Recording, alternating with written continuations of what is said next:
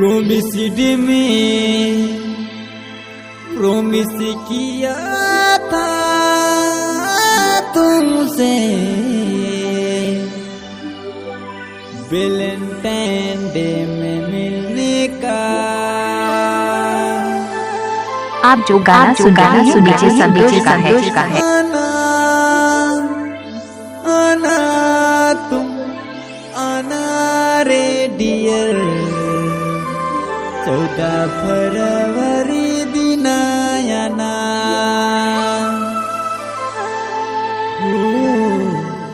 14 फरवरी दिनायना।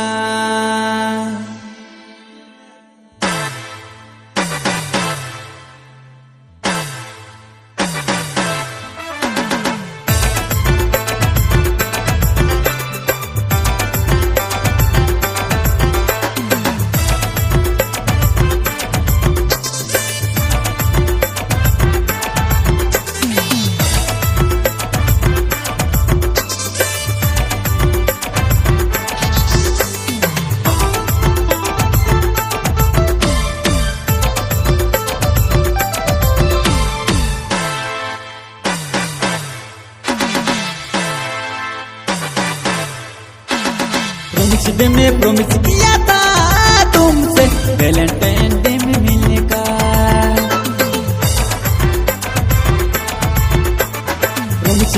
प्रोमिस किया था तुमसे वैलेंटाइन डे में मिलने का।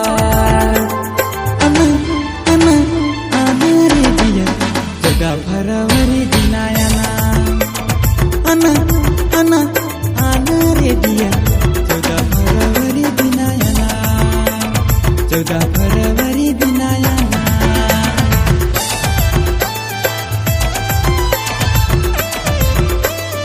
आप जो गाना सुन रहे हैं नीचे संदेश का है।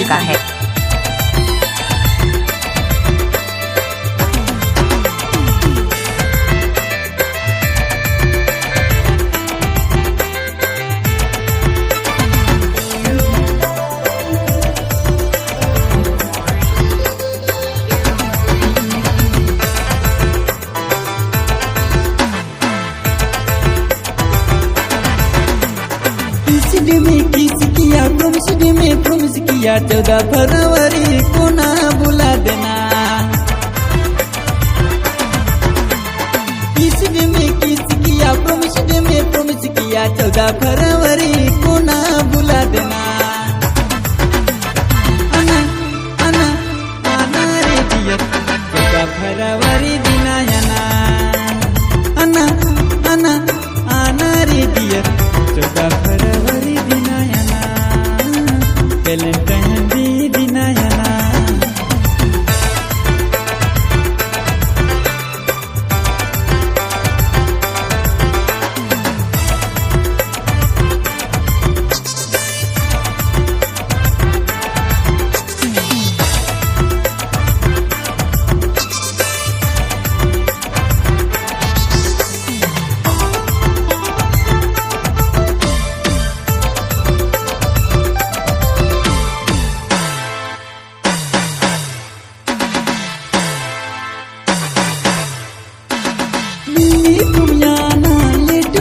करना गुलाब का फूल को ना मुरझाना।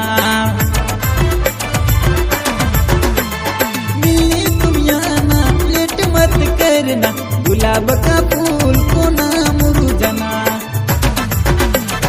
आना आना आना रे डियर 14 फरवरी दिनायना। आना आना आना रे डियर 14 फरवरी दिनायना।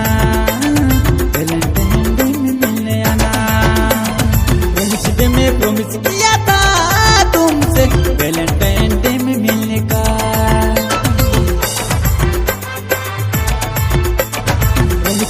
प्रोमिस किया था तुमसे वैलेंटाइन डे में मिलने का। आना आना आना रे डियर 14 फरवरी